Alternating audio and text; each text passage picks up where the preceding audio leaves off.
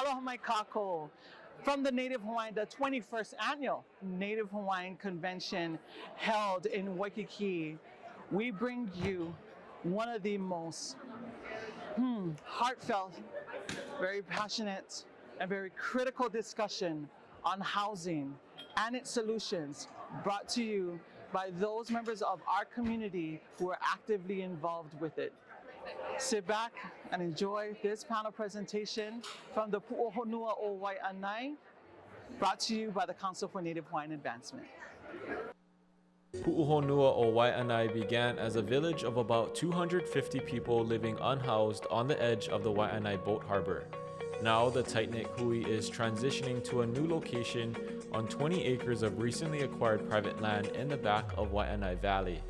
This is an unprecedented transformation for a houseless community in Hawaii. Pu'uhonua O Wai'anae offers a new paradigm, true hulihia, to how Hawaii can address our affordable housing crisis. Join Pu'uhonua leaders Auntie Twinkle Borge and James Pakele as they discuss their success with a community-owned housing approach, one where the community inspires the vision, drives the conversation, and holds a key place in decision-making. What can we learn from their inspiring story, and how can we apply their motto of hulihia to our housing challenges across the state? So this is the funner part of the job. So please welcome to the stage our leaders from Pu'uhonua O Wai'anae.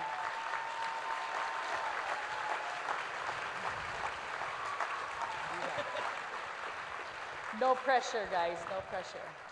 So I want to really start this panel and have a conversation with the leadership here to say, in the comments earlier and to the many things you heard this morning about leadership, I want to recognize that leadership looks different and our leaders are everywhere. But that our goal is that we must embrace leaders wherever they are. This story is one of leaders doing the hard work through their lived experience and lifting so much of our lahui who has tremendous need. Why I wanted to do this panel and really share today is I live in the homestead of Kaupea in Kapolei. And a couple months back, if you recall, there was a story of a homeless woman who was taken to the Kapolei police station, and due to unforeseen circumstances, she was murdered outside that police station, less than 2 miles from my home. And as I laid down that night, it was really troublesome. I thought about it a lot. And as I prayed for that ohana, for peace, and for that woman who I did not know to have safe journey to Akua, in my prayers, I saw twinkles.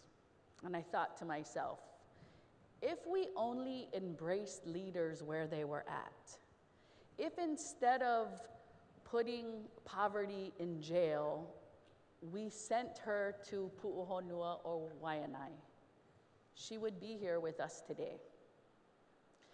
And as a result, it just has stuck with me. And so been talking to Twinkles and James. The Hawaii Community Foundation awarded the Pu'uhonua a change grant about a year ago. It's less than a year ago. And we made a site visit. And so today I'm proud to welcome them to the stage, to share their story, to talk about why they do what they do, and to share a little bit about the Pu'uhonua with you. So I'm going to turn it over to you, Twinkles, and have you start to tell us a little bit about the work at Pu'uhonua, why you started, how you started doing the work that you're doing.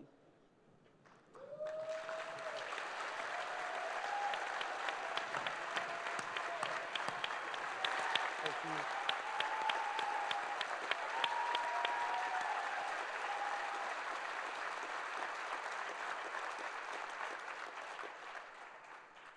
Aloha, you guys. My name is Twinkle, leader of Pu'uhonua O Wai'anae. You know, I really never understood what I was doing. All I knew one thing was to show people love. And basically, that's what I run on, is love. I've met a lot of people across the whole island, kind of similar to my story. We never found love in our home, but rather on the streets.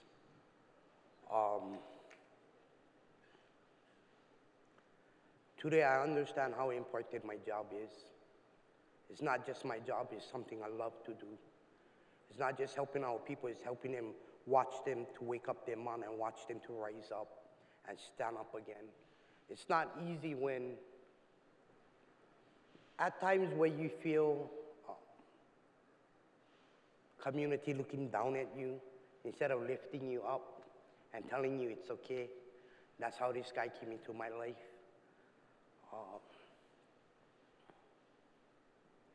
Of all the years I've been there, I can say something. I've helped maybe over 2,000 people.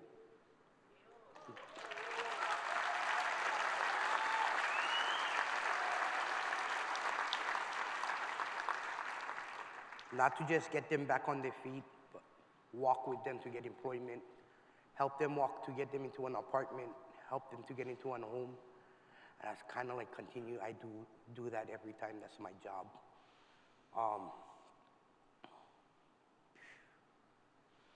This mission is so huge. You guys just don't know what I'm feeling because I've always asked what La Hui meant, and to be a part of this, thank you.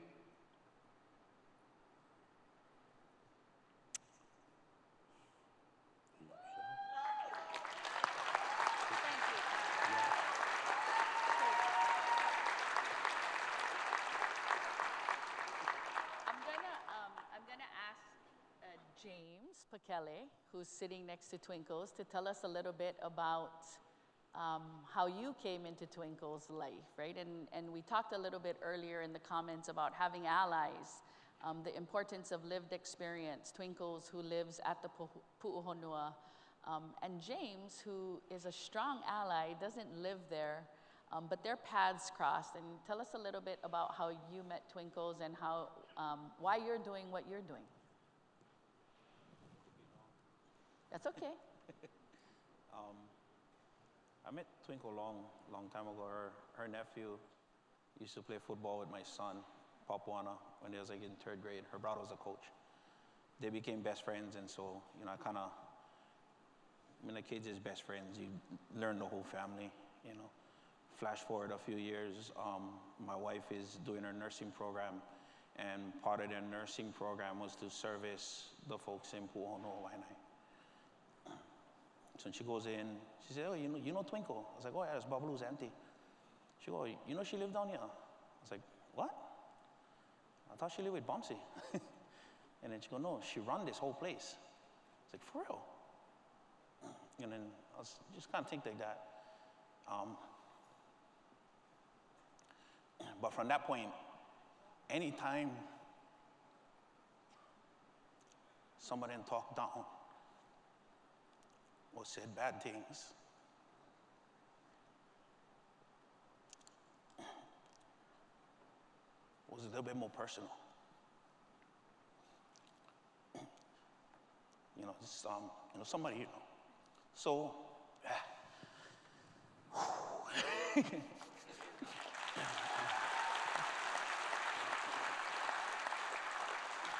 you know, just going out, you know, and seeing, you know, what kind of small things we can do is, you know, started with, maybe we can get a roll-off truck in there and help. And so, you know, my employer at the time, a roll-off truck in, they would, you know, let us borrow, just this roll-off truck. Because I had this one time when they were supposed to, you know, they did a whole cleanup, and they had all the rubbish piled outside, and my wife called me, and she said, "Hon, the truck never come. And now I get this whole huge pile of rubbish, you know." And just small things, you know, like how we can do, something better. And then we'd kind of advocate, or, you know, like catch people when they're saying bad stuff, you know, whatever, like, you know, you guys don't understand. And then we kind of moved that discussion over to the neighborhood board, because, you know, now we're talking to, you know, our state reps and community representatives and stuff like that. Kind of just advocating for people there.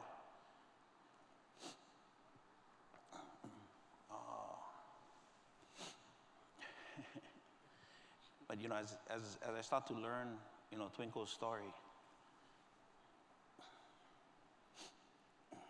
this way I always get bossed up. I don't get bossed up right now. As I get to learn Twinkle's story, somebody came in and they did this YouTube thing, and they said, it's this anarchist village in Wai'anae. I said, oh, it's not an anarchist village. A bunch of women run them. So if they get a leader, that's not anarchy. And somebody in comment, they said, well, who the hell made her the leader? And I got to think, I said, that's a good question. Who the hell made her the leader? But as we're going on, right, and we talk story and stuff, right, and I found out how she became the leader.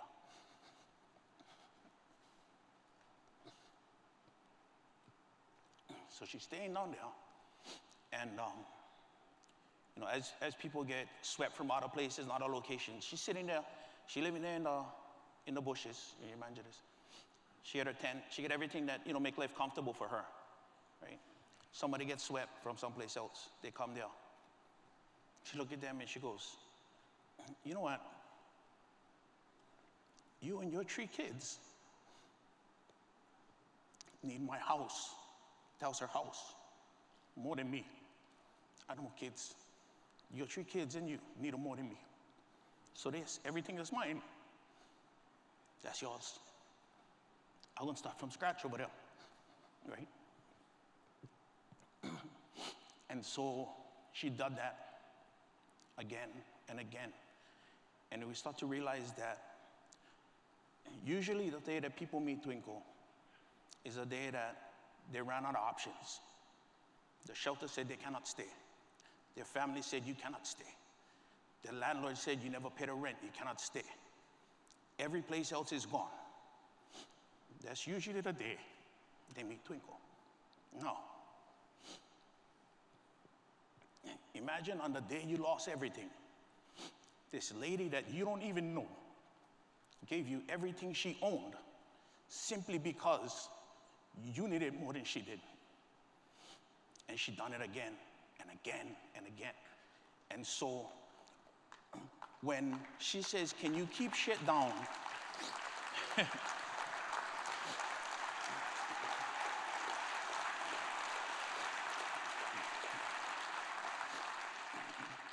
So when she set rules and say, can you guys please quiet down after 10 o'clock? It's not somebody that was voted into power. It's not somebody that went beat up everybody and bully her way into power. It's somebody that continuously gave everything she had to people she didn't even know on the worst day of their life, is now asking you, can you please keep it down after 10 o'clock? The dynamic is different. Nobody can say, I never vote for her. I never, do this. I never agree. She only there because, whatever reason. Because she got the job, because she got one degree. Nobody can say that, right? And I looked at her and I said, shit, sorry. Imagine if all of our leaders became leaders that way.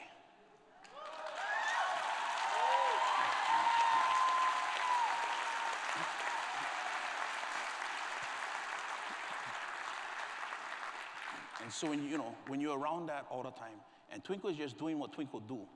She's just alluring everybody, right? She don't even realize what she's doing. So I tell Twinks, this is what you're doing. You got to realize this is bigger than you. You know what I mean? And so, we started going out and figure out, I don't like sit around in one room and talk about doing stuff. I like do stuff. How do you get it done?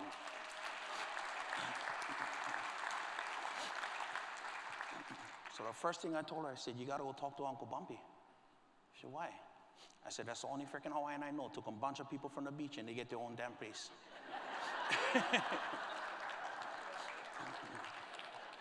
So I called up Brandon, talked to him for about half an hour. He told me, you guys come up.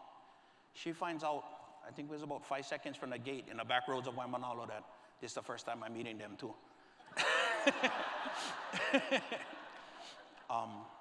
But what they did laid the blueprint, right? They did it with no budget, with no resources. They was given land, and they just went let Hawaii happen. You know what I mean? That's all they needed. And they did them, and they had the blueprint, and I said, Twinks, this is how we do them with nothing. We go follow them.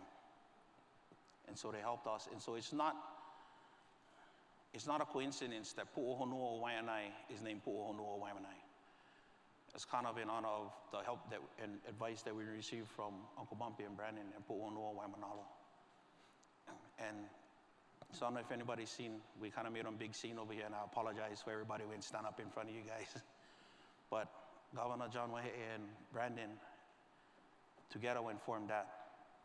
And Governor David Ige and Twinkle together went formed that. You know, we met with the governor, and we said, you know, can you please just, I said, we need more resources. Give us time. And whatever it is, magic that Dwayne Krisu had for you know, that awesome project that he did. I said, we do the work, you know. And so we went forward, and it was, you know, we're able to meet people that helped us with resources. Koshiba, Colbert, Xan, you know, so many people want to help.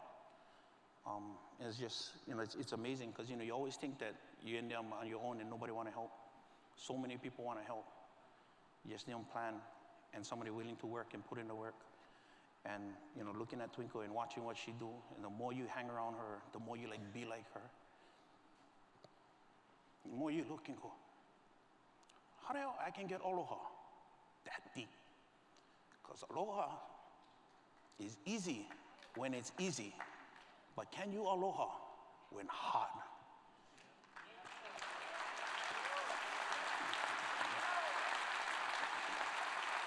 Sorry.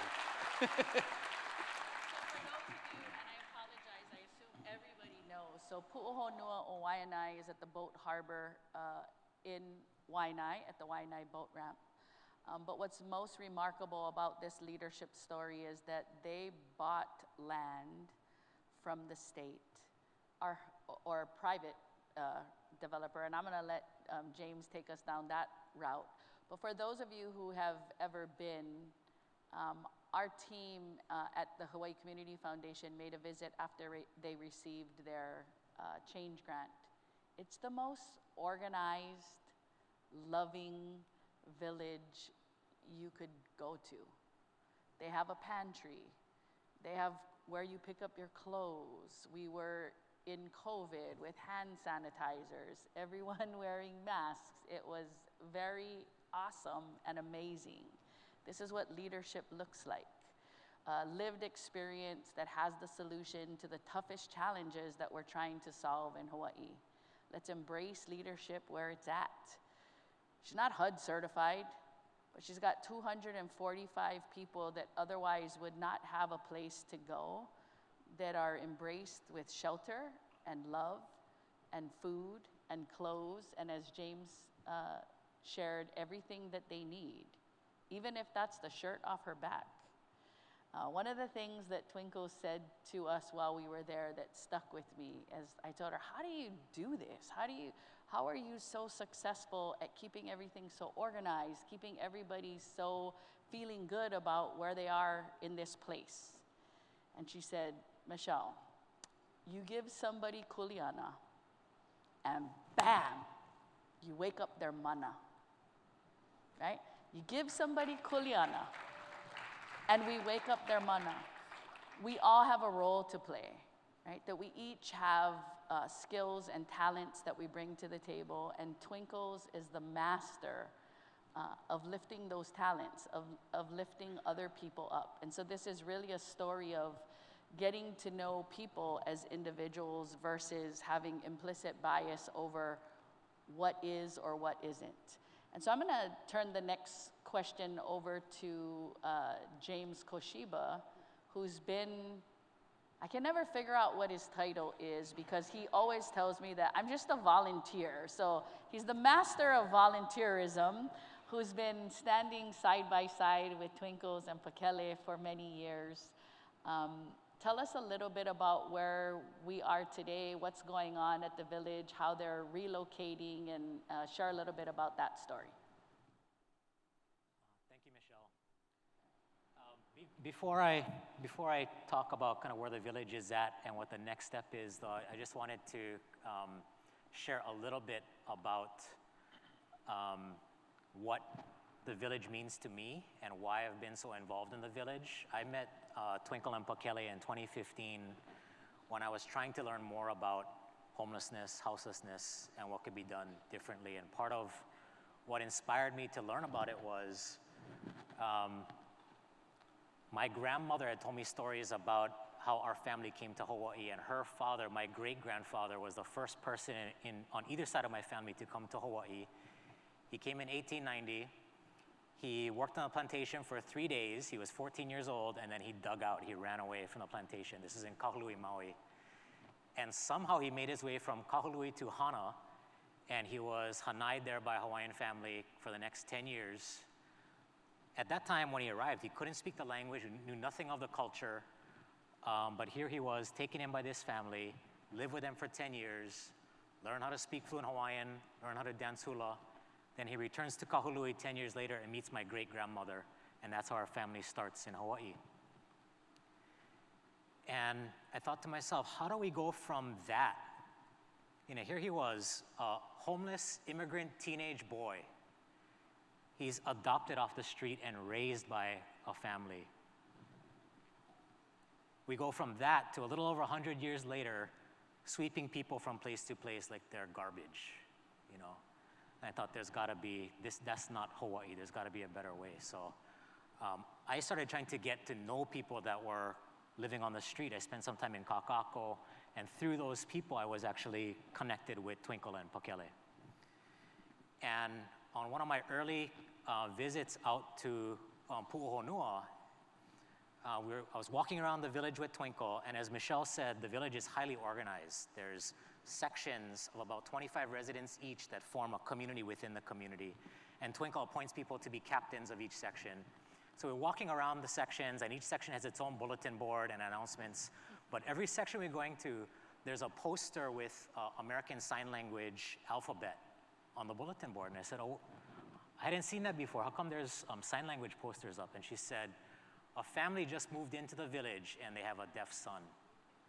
And so we all need to learn at least basic sign language so that we can communicate with him, you know? And I thought, what other neighborhood do I know where that would happen? Where a family moves in with a deaf child and the whole neighborhood starts to learn sign language, you know?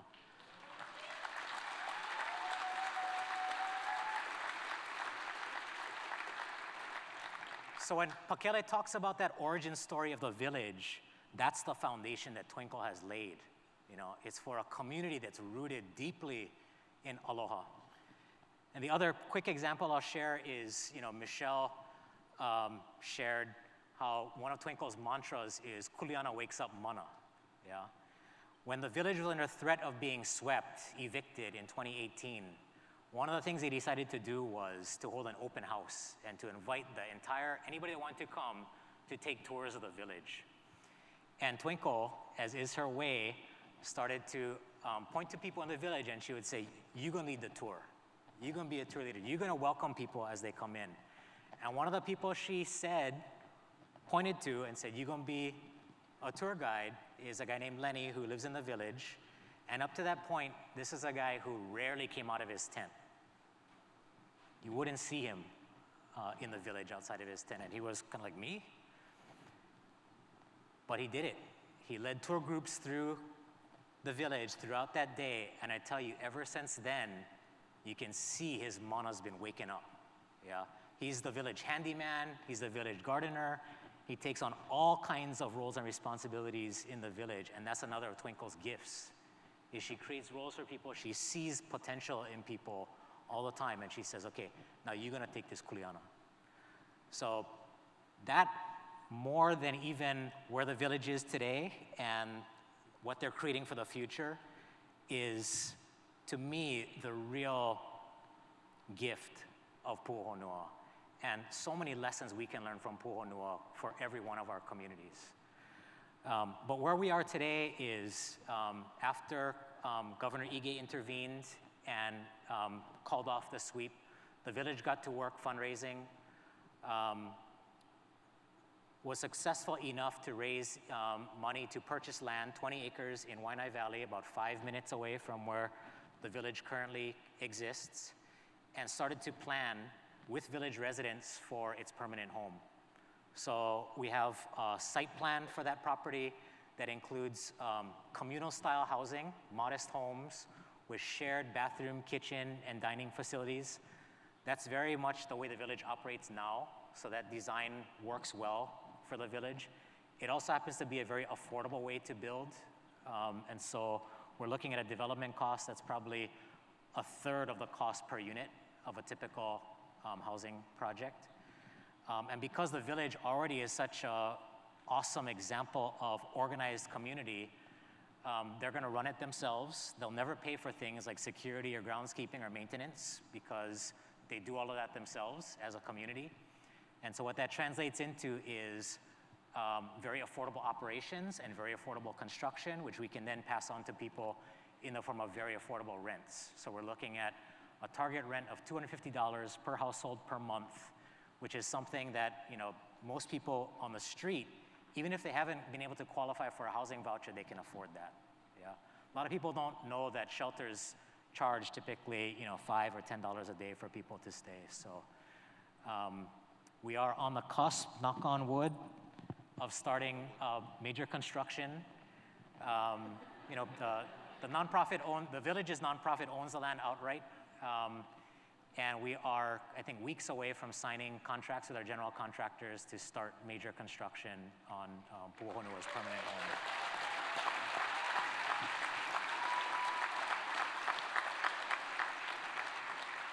Again, just can't emphasize enough how the solutions that are community driven by the voices of those with the lived experience to know what's best for themselves and what can happen. And so when we think about the signs I talked about earlier, aloha is Pu'uhonua O Wai'anae.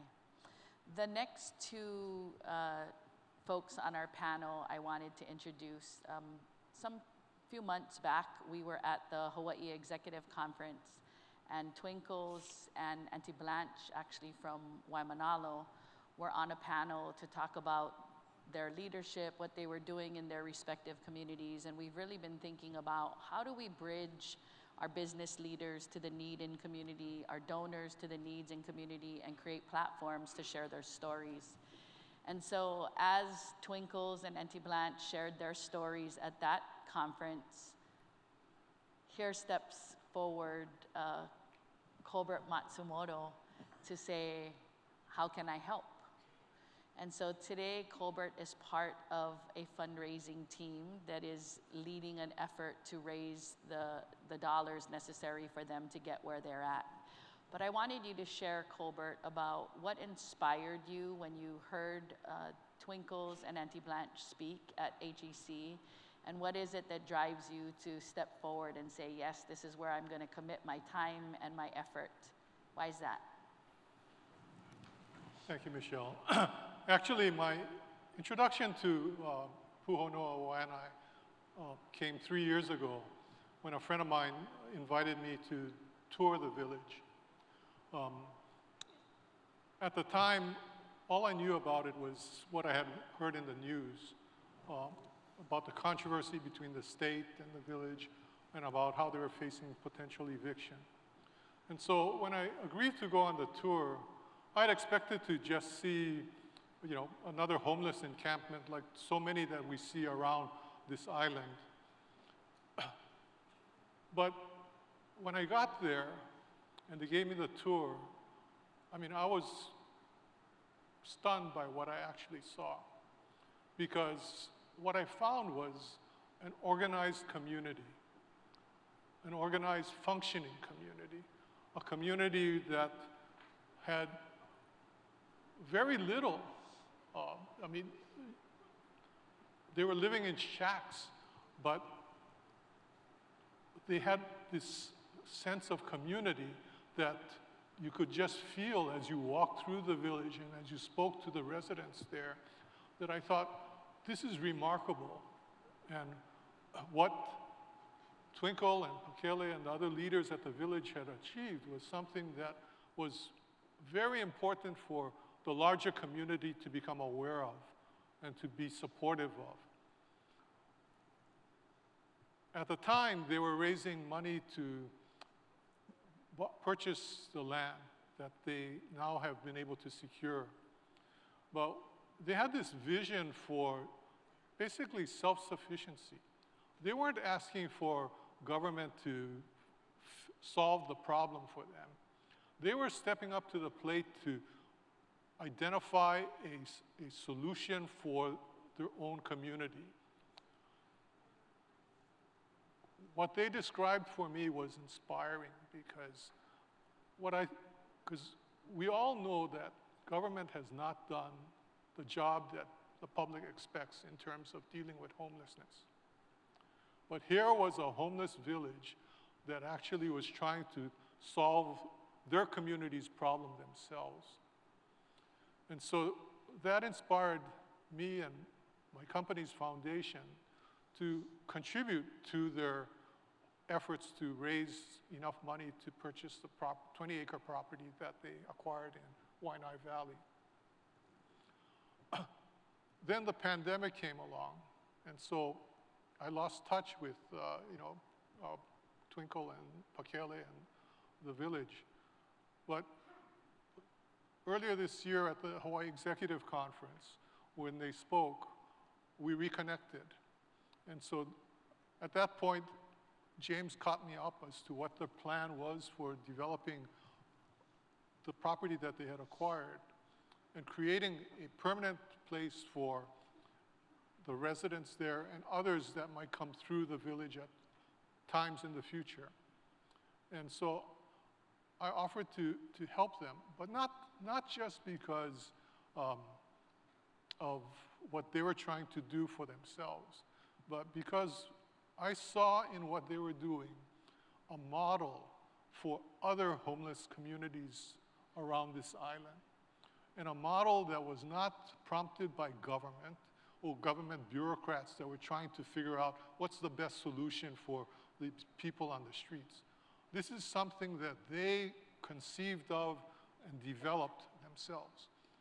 Twinkle Borge is a remarkable leader, and she's a brilliant teacher. Because what she has done in that community is she has taught the residents of that community what she has basically explained to them as their motto: kuleana awakes mana. And so by teaching the residents how to shoulder the kuleana that they have as members of a community, it has awakened in them their sense of belonging, their sense of responsibility, not just to themselves and to their village, but to the larger community. And they demonstrate that every day in the activities that they undertake. As you witness this in this community, you think to yourself, they've mastered something that the rest of the city has lost. I grew up on a plantation town on the island of Lanai in the 50s.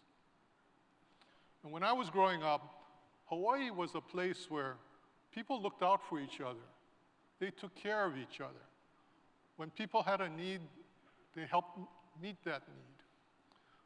But over the years, as we become more urbanized, we've lost touch with that sense of community, that sense of what it means to be a neighbor and to be part of a community and the responsibility that you bear as a member of that community.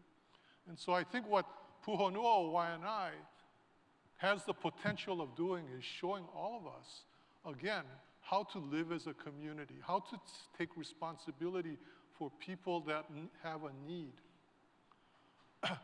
It's easy to objectify the homeless.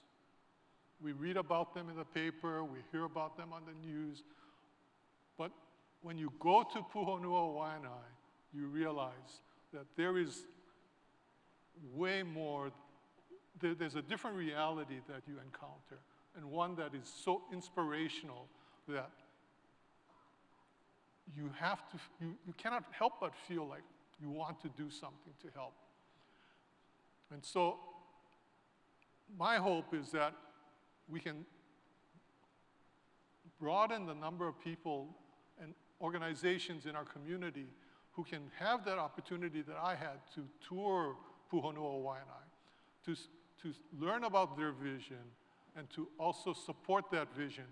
Because I think in the process of doing so, it'll awaken in the people who have that opportunity to tour the kuleana that they should have in terms of what we need to do to help others in our community that are in need. And so I'm very pleased to be able to play a role in helping them with their fundraising effort and look forward to when the village is finally developed.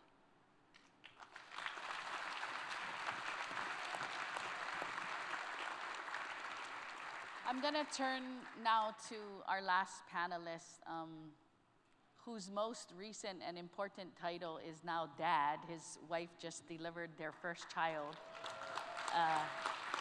And so Xan Alejandro is representing the Weinberg Foundation. And Weinberg just recently made an incredible award to the village. I'm going to let you share Weinberg's gift and also why, what inspired, and what did you see in the work they were doing to make that happen? Yeah, absolutely. So first, a mahalo to Twinkle and James for sharing your story again and sharing your story over and over again because it's powerful and it brings us all together, yeah. And you've been my teachers over the last 2 years, going out to Wai'anae, experiencing not just what housing development is, but what community development is, yeah. There's a big difference there. When you go out to Pu'uhonua O Wai'anae, you don't just see houses going up, you see community going up. I had a daughter last week, her name's Soraya, and the first thing that I want her to do when she gets her vaccines is to go out and experience this community and to be raised in that community, because that's a special place. The Harry and Jeanette Weinberg Foundation is a private philanthropic organization based here in Hawaii that has an overall mission to address poverty. But we don't look at poverty as deficits, we look at poverty as strengths. And there's so many strengths in Pu'uhonua O Wai'anae and our houseless and unhoused community here in Hawaii, right? And there's so much opportunity. And so this was the easiest investment that I think we've ever made. A $1 million grant to Pu'uhonua O Wai'anae to support their capital project.